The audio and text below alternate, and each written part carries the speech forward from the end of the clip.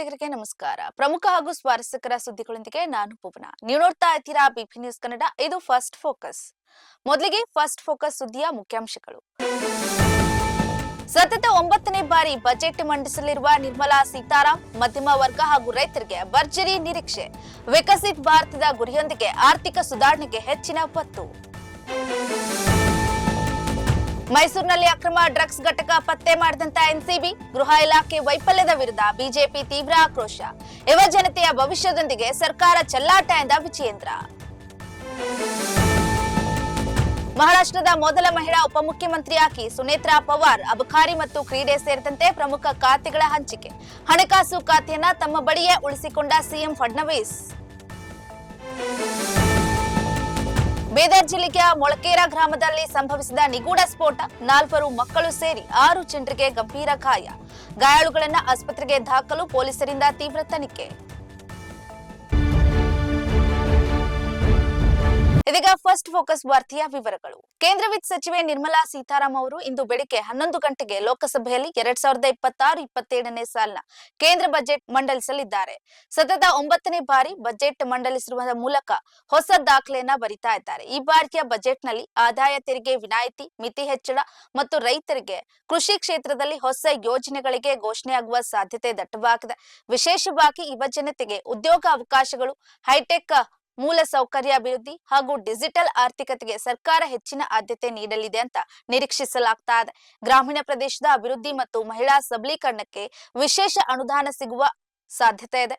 ದೇಶದ ಆರ್ಥಿಕತೆಯನ್ನ ಮತ್ತಷ್ಟು ಬಲಿಷ್ಠಗೊಳಿಸಲು ಸರ್ಕಾರ ಯಾವೆಲ್ಲ ಕಟ್ಟುನಿಟ್ಟಿನ ಕ್ರಮಗಳನ್ನ ಕೈಗೊಳ್ಳಲಿದೆ ಎಂಬುದನ್ನ ಇಡೀ ದೇಶವೇ ಕುತೂಹಲಕ್ಕೆ ಕಾರಣವಾಗಿದೆ. ಮೈಸೂರಿನಲ್ಲಿ ರಹಸ್ಯವಾಗಿ ನಡೀತಾ ಇದ್ದಂತ ಹೈಟೆಕ್ ಡ್ರಗ್ಸ್ ತಯಾರಿಕಾ ಘಟಕವನ್ನ ಎನ್ಸಿಬಿ ಅಧಿಕಾರಿಗಳು ಪತ್ತೆ ಹಚ್ಚಿದ್ದಾರೆ. ಈ ಬೆಳವಣಿಗೆಯಿಂದಾಗಿ ರಾಜ್ಯದ ಗೃಹ ಇಲಾಖೆ ಮತ್ತು ಸಚಿವ ಜಿ ಪರಮೇಶ್ವರ್ ಅವರು ವೈಫಲ್ಯ ಬಯಲಾಗಿದೆ ಅಂತ ಬಿಜೆಪಿ ರಾಜ್ಯಾಧ್ಯಕ್ಷ ಬಿವೈ ವಿಜಯೇಂದ್ರ ಕಿಡಿಕಾರಿದ್ದಾರೆ. ಹೊರ ರಾಜ್ಯದ ಪೊಲೀಸರು ಬಂದು ಇಲ್ಲಿನ ದಂಧೆ ಪತ್ತೆ ಮಾಡ್ತಾ ಇರೋದು ರಾಜ್ಯದ ಗುಪ್ತಚರ ಇಲಾಖೆಯ ಅಸಮರ್ಥತೆಯನ್ನ ತೋರಿಸ್ತಾ ಇದೆ ಅಂತ ಸಾಮಾಜಿಕ ಜಾಲತಾಣದಲ್ಲಿ ಆರೋಪವನ್ನ ಮಾಡಿದ್ದಾರೆ. ಇದೇ ವಿಚಾರವಾಗಿ ಮಾತನಾಡಿದಂತ ವಿರೋಧ ಪಕ್ಷದ ನಾಯಕ ಆರ್ ಅಶೋಕ್ ಅವರು ಕಾಂಗ್ರೆಸ್ ಸರ್ಕಾರ ಡ್ರಗ್ಸ್ ದಂಧೆಯಲ್ಲಿ ತಡೆಯುವಲ್ಲಿ ಸಂಪೂರ್ಣವಾಗಿ ಸೋತಿದೆ ಅಂತ ಟೀಕಿಸಿದ್ದಾರೆ. ಬೆಳಗಾವಿ ಅಧಿವೇಶನದಲ್ಲಿ ಈ ಬಗ್ಗೆ ಪ್ರಶ್ನೆ ಮಾಡಿದಾಗ ಗೃಹ ಸಚಿವರು ಉಡಾಫಿಯ ಉತ್ತರವನ್ನ ನೀಡಿದ್ರು ಅಂತ ನೆನಪಿಸಿಕೊಂಡಿದ್ದಾರೆ. ಇನ್ನು ಶಾಲಾ ಮಕ್ಕಳು ಮತ್ತು ಯುವ ಜನತೆ ಈ ವಿಷ ಜಾಲಕ್ಕೆ ಸಿಲುಕ್ತಾ ಇರೋದು ಆತಂಕಕಾರಿ ವಿಚಾರವಾಗಿದೆ. ಸರ್ಕಾರ ಕೂಡಲೇ ಕಟ್ಟುನಿಟ್ಟಿನ ಕ್ರಮ ಕೈಗೊಳ್ಳದಿದ್ರೆ ಉಗ್ರ ಹೋರಾಟ ನಡೆಸುವುದಾಗಿ ಬಿಜೆಪಿ ಎಚ್ಚರಿಕೆ ನೀಡಿದೆ.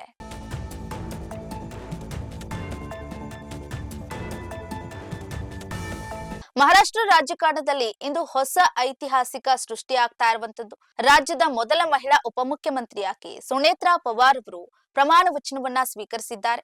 ರಾಜಭವನದಲ್ಲಿ ನಡೆದಂತಹ ಸರಳ ಸಮಾರಂಭದಲ್ಲಿ ರಾಜ್ಯಪಾಲ ಆಚಾರ್ಯ ದೇವವ್ರತ ಅವರು ಸುನೇತ್ರಾ ಅವರಿಗೆ ಪ್ರತಿಜ್ಞಾ ವಿಧಿಯನ್ನ ಬೋಧಿಸಿದ್ದಾರೆ. ಇತ್ತೀಚೆಗೆ ವಿಮಾನ ಅಪಘಾತದಲ್ಲಿ ನಿಧನರಾದ ಅಜಿತ್ ಪವಾರ್ ಅವರ ಸ್ಥಾನಕ್ಕೆ ಸುನೇತ್ರಾ ಪವಾರ್ ಅವರನ್ನ ಎನ್ಸಿಪಿ ಶಾಸಕಾಂಗ ಪಕ್ಷದ ನಾಯಕಿಯಾಗಿ ಅವಿರೋಧವಾಗಿ ಆಯ್ಕೆ ಮಾಡಲಾಗಿತ್ತು. ಅಧಿಕಾರ ಸ್ವೀಕರಿಸಿದ ಬೆನ್ನಲ್ಲೇ ಮುಖ್ಯಮಂತ್ರಿ ದೇವೇಂದ್ರ ಫಡ್ನವೀಸ್ ಅವರು ಸುನೇತ್ರಾ ಪವಾರ್ ಅವರಿಗೆ ಖಾತೆಗಳನ್ನ ಹಂಚಿಕೆ ಮಾಡಿದ್ದಾರೆ. ಅಜಿತ್ ಪವಾರ್ ಅವರು ಈ ಹಿಂದೆ ನಿರ್ವಹಿಸ್ತಾ ಇದ್ದಂತ ಅಬಕಾರಿ, ಕ್ರೀಡೆ ಮತ್ತು ಯುವಜನ ಕಲ್ಯಾಣ ಹಾಗೂ ಅಲ್ಪಸಂಖ್ಯಾತ ಅಭಿವೃದ್ಧಿ ಖಾತೆಗಳನ್ನ ಈಗ ಸುನೇತ್ರಾ ಅವರಿಗೆ ನೀಡಲಾಗಿದೆ. ಆದ್ರೆ ಪ್ರಮುಖವಾದ ಹಣಕಾಸು ಖಾತೆಯನ್ನ ಮಾತ್ರ ಮುಖ್ಯಮಂತ್ರಿಗಳು ಸದ್ಯಕ್ಕೆ ತಮ್ಮ ಬಳಿಗೆ ಉಳಿಸಿಕೊಂಡಿದ್ದಾರೆ. 2024ರ ಲೋಕಸಭಾ ಚುನಾವಣೆಯಲ್ಲಿ ಹಿನ್ನಡೆ ಅನುಭವಿಸಿದಂತ ಸುನೇತ್ರಾ ಪವಾರ್ ಅವರು ಜೂನ್ ತಿಂಗಳಲ್ಲಿ ರಾಜ್ಯಸಭೆಗೆ ಆಯ್ಕೆಯಾಗಿದ್ರು. ಇದೀಗ ಅವರು ರಾಜ್ಯ ಸರ್ಕಾರದ ಪ್ರಭಾವಿ ಹುದ್ದೆಯನ್ನ ಅಲಂಕರಿಸುವ ಮೂಲಕ ಮಹಾರಾಷ್ಟ್ರದ ಆಡಳಿತದಲ್ಲಿ ಹೊಸ ಜವಾಬ್ದಾರಿಯನ್ನ ವಹಿಸಿಕೊಂಡಿದ್ದಾರೆ. ಪಾಕಿಸ್ತಾನದ ಆರ್ಥಿಕ ಪರಿಸ್ಥಿತಿ ಎಷ್ಟು ಹದಗೆಟ್ಟಿದೆ ಅಂದ್ರೆ ಅಲ್ಲಿನ ಪ್ರಧಾನಿ ಶಹಬಾಜ್ ಶರೀಫ್ ಅವರೇ ಬಹಿರಂಗವಾಗಿ ತಮ್ಮ ಅಸಹಾಯಕತೆಯನ್ನ ವ್ಯಕ್ತಪಡಿಸಿದ್ದಾರೆ. ತಾವು ಮತ್ತು ಸೇನಾ ಮುಖ್ಯಸ್ಥ ಅಸೀಂ ಮುನೀರ್ ಸಾಲಕ್ಕಾಗಿ ಬೇರೆ ದೇಶಗಳಿಗೆ ಭೇಟಿ ನೀಡಿದಾಗ ತೀವ್ರ ಮುಜುಗರವನ್ನ ಅನುಭವಿಸಿದ್ದೇವೆ ಅಂತ ಒಪ್ಪಿಕೊಂಡಿದ್ದಾರೆ. ಇಸ್ಲಾಮಾಬಾದ್ನಲ್ಲಿ ನಡೆದಂತ ರಫ್ತುದಾರರ ಸಭೆಯಲ್ಲಿ ಮಾತನಾಡಿದಂತ ಅವರು ಸಾಲ ಪಡೆಯುವ ತಲೆ ಯಾವಾಗ್ಲೂ ಬಾಗಿರುತ್ತದೆ ಅಂತ ಕಹಿ ಸತ್ಯವನ್ನ ಬಿಚ್ಚಿಟ್ಟಿದ್ದಾರೆ. ಸದ್ಯಕ್ಕೆ ಪಾಕಿಸ್ತಾನದ ವಿದೇಶಿ ವಿನಿಮಯ ಮೀಸಲು ಸ್ವಲ್ಪ ಸುಧಾರಿಸ್ತಾ ಇದ್ರು ಅದು ಸ್ನೇಹಿತ ರಾಷ್ಟ್ರಗಳು ನೀಡಿದಂತ ಸಾಲದಿಂದ ಕೂಡಿದೆ ಅಂತ ವಿವರಿಸಿದ್ದಾರೆ. ಬೇರೆ ದೇಶಗಳು ತಮಗೆ ಹಣ ನೀಡುವಾಗ ವಿಧಿಸುವ ಷರತ್ತುಗಳನ್ನ ಅಥವಾ ಅವರು ಹೇಳುವ ಕೆಲಸಗಳನ್ನ ಬೇಡ ಅಂತ ಹೇಳೋದಕ್ಕೆ ನಮಗೆ ಸಾಧ್ಯವಾಗ್ತಾ ಇಲ್ಲ ಅಂತ ಹತಾಶೆಯನ್ನ ವ್ಯಕ್ತಪಡಿಸಿದ್ದಾರೆ. ಐಎಂಎಫ್ ಜೊತೆ ಹೊಸ ಸಾಲಕ್ಕಾಗಿ ಮಾತುಕತೆ ನಡೆಸ್ತಾ ಇರುವಂತ ಈ ಸಂದರ್ಭದಲ್ಲಿ ಪ್ರಧಾನಿಯವರು ಈ ಹೇಳಿಕೆ ಪಾಕಿಸ್ತಾನದಲ್ಲಿ ಸಂಕಷ್ಟವನ್ನ ಎದುರು ಮಾಡಿದೆ. ಇನ್ನು ಈ ಹೇಳಿಕೆ ಪಾಕಿಸ್ತಾನದ ಸಂಕಷ್ಟದ ಸ್ಥಿತಿಯನ್ನ ಜಗತ್ತಿಗೆ ಸಾರಿದೆ.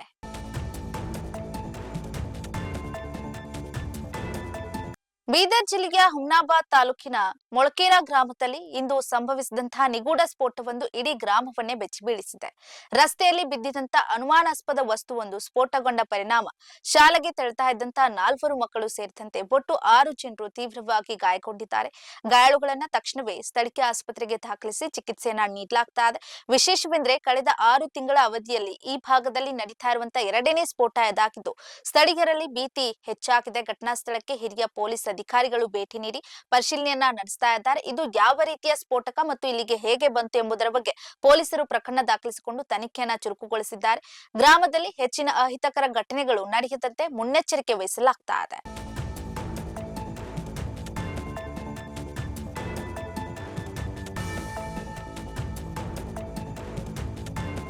ಸ್ಯಾಂಡಲ್ವುಡ್ ನ ಸ್ಟಾರ್ ನಟ ಯಶ್ ಅವರು ಮುಂಬರುವ ಅಮೃತಾಂಜನ್ ಚಿತ್ರತಂಡಕ್ಕೆ ತಮ್ಮ ಬೆಂಬಲವನ್ನ ಸೂಚಿಸಿದ್ದಾರೆ.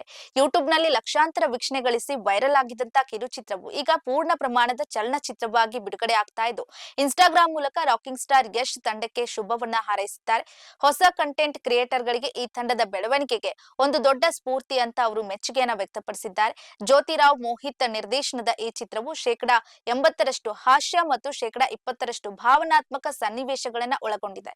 ಪ್ರೀತಿ, ಸ್ನೇಹ ಮತ್ತು ಸಂಬಂಧಗಳ ಸುತ್ತ ಕತೆ ಸಾಕಲಿದ್ದು ಸುಧಾಕರ್ ಗೌಡ ಹಾಗೂ ಗೌರವ್ ಶೆಟ್ಟಿ ಸೇರಿದಂತೆ ಶಾರ್ಟ್ ಫಿಲ್ಮ್ ಕ್ಷೇತ್ರದ ದೊಡ್ಡ ತಾರಾಗಣವೇ ಈ ಚಿತ್ರದಲ್ಲಿದೆ. ರೋಹಿತ್ ಸೋವರ್ ಸಂಗೀತ ಮತ್ತು ಸುಮಂತ್ ಆಚಾರ್ ಅವರ ಛಾಯಾಗ್ರಹಣ ಚಿತ್ರದ ವಿಶೇಷತೆಗೆ ಪಾತ್ರವಾಗಿದೆ. ಯಶ್ ಅವರು ಸದ್ಯ ತಮ್ಮ ಟಾಕ್ಸಿಕ್ ಸಿನಿಮಾದ ಕೆಲಸಗಳಲ್ಲಿ ಬ್ಯುಸಿ ಆಗಿದ್ದಾರೆ. ಯುವ ಪ್ರತಿಭೆಗಳನ್ನ ಪ್ರೋತ್ಸಾಹ ನೀಡಿರುವುದು ಎಲ್ಲೆಡೆ ವೈರಲ್ ಆಗ್ತಾ ಇದೆ.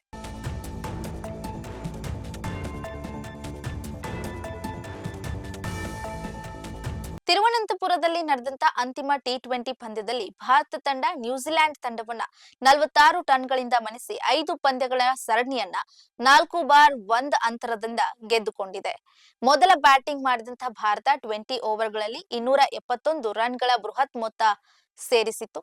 ಇಶಾನ್ ಕಿಶನ್ ಕೇವಲ 42 ಎಸೆತಗಳಲ್ಲಿ ಚೊಚ್ಚಲ ಶತಕ ಸಿಡಿಸಿ ಅಬ್ಬರಿಸಿದ್ದಾರೆ. ಸೂರ್ಯಕುಮಾರ್ ಮತ್ತು ಹಾರ್ದಿಕ್ ಪಾಂಡ್ಯ ಉಪಯುಕ್ತ ರನ್ ಗಳಿಸಿದ್ರು. ಬೃಹತ್ ಗುರಿ ಬೆನ್ನಟ್ಟಿದ್ದಂತ ನ್ಯೂಜಿಲೆಂಡ್ ತಂಡಕ್ಕೆ ಫಿನ್ ಅಲೆನ್ ಉತ್ತಮ ಆರಂಭ ನೀಡಿದ್ರು. ಭಾರತೀಯ ಬೌಲರ್ಗಳ ದಾಳಿಗೆ ತತ್ತರಿಸಿತು. ವೇಗಿ ಆಸ್ಟಿಫ್ ಸಿಂಗ್ ಅಮೋಘ ಬೌಲಿಂಗ್ ಪ್ರದರ್ಶನ ಮಾಡಿ 5 ವಿಕೆಟ್ ಪಡೆಯುವ ಮೂಲಕ ನ್ಯೂಜಿಲೆಂಡ್ ತಂಡದ ಗೆಲುವಿನ ಆಸೆಗೆ ತಣ್ಣೀರೆರಚಿದ್ರು.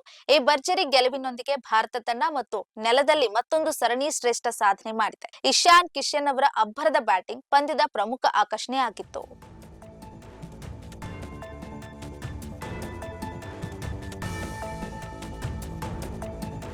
ಇದಾಗಿತ್ತು ಈ ಕ್ಷಣದ ನ್ಯೂಸ್ ಫಸ್ಟ್ ಫೋಕಸ್. ಸಮಗ್ರ ಸುದ್ದಿಗಳಿಗಾಗಿ ಸದಾ ಗಮನಿಸಿ ಬಿಪಿ ನ್ಯೂಸ್ ಕನ್ನಡ. ಇದು ಕನ್ನಡಿಗರ ಪ್ರತಿಧ್ವನಿ.